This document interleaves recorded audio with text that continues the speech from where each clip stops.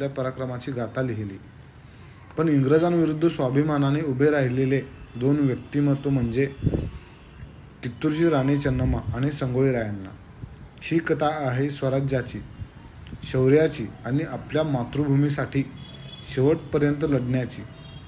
1824च्या काळात इंग्रज east India company भारतातील अनेक संस्थानांवर आपला अधिकार प्रस्थापित करत होती.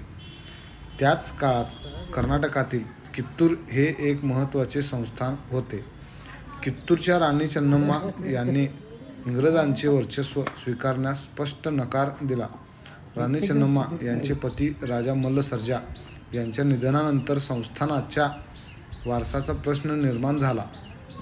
राणीने शिवलिंगप्पा यांना दत्तक घेऊन त्यांना वारसा घोषित केले.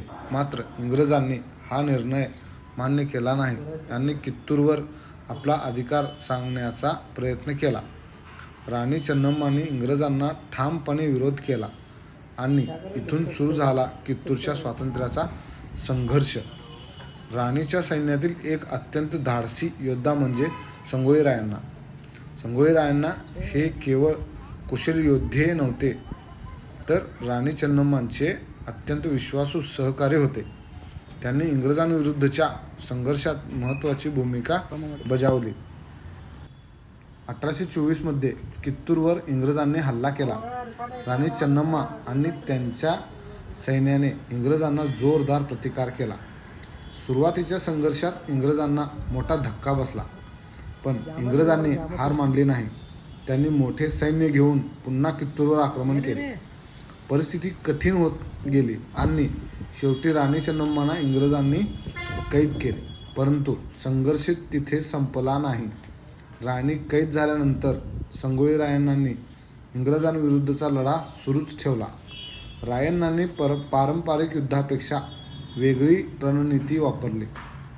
त्यांनी आपल्या सहकाऱ्यांसोबत इंग्रजांच्या ताब्यातील भागांवर अचानक हल्ले केले आणि इंग्रजांच्या प्रशासनाला मोठा त्रास दिला. त्यांचा उद्देश एकच होता, कित्तूरचा स्वाभिमान आणि स्वातंत्र्य पुन्हा मिळवणे. रायण्णानं शेतकरी आणि सामान्य लोकांना सोबत घेऊन इंग्रजांविरुद्ध संघर्ष उभा केला. त्यामुळे इंग्रजांसाठी त्यांना पकडणे अधिक कठीण झाले. इंग्रजांनी रायण्णा पकडण्यासाठी मोठे प्रयत्न सुरू केले. अखेर विश्वासघातामुळे संगोळी रायण्णांना पकडण्यात आले. 1831 मध्ये त्यांना नंदगड येथे फाशी देण्यात आली. मृत्यू समोर असतानाही रायण्णांच्या मनात आपल्या मातृभूमीबद्दलचा अभिमान कायम होता. संगोळी रायण्णांचा अंत झाला, पण त्यांची शौर्यगाथा संपली नाही. आजही कर्नाटकच्या इतिहासात राणी चन्नम्मा आणि संगोळी रायण्णा हे ब्रिटिश सत्तेविरुद्धच्या सुरुवातीच्या प्रतिकाराचे महत्त्वाचे प्रतीक मानले जातात. राणी चन्नम्मांनी इंग्रजांना झुकण्यास नकार दिला आणि संगोळी रायण्णांनी राणीच्या संघर्षाला पुढे नेले. त्यांची कथा आपल्या एक महत्त्वाचा संदेश देते. स्वातंत्र्य मिळवण्यासाठी फक्त शस्त्रांचा नाही, तर धैर्याची, स्वाभिमानाची आणि आपल्या मातृभूमीवरील निष्ठेची गरज असते. कित्तूरची राणी चन्नम्मा आणि संगोळी रायण्णा आज इतिहासातील केवळ दोन नावे नाहीत, ते आहेत शौर्य, स्वाभिमान आणि मातृभूमीसाठी लढण्याचे प्रतीक. त्यांच्या बलिदानाला आणि मातृभूमीवरील प्रेमाला शत नमन.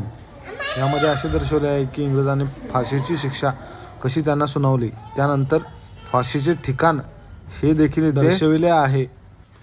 या वीर पुरुषांचा थोडक्यात माहिती तुम्हाला या संगोळी या गावामध्ये अशा प्रकारे दर्शविले आहे आणि अशा पद्धतीने त्यांच्या नावाने एक गावाचे नाव ठेवून पूर्ण त्या गावामध्ये अशा पद्धतीने दर्शविले आहे.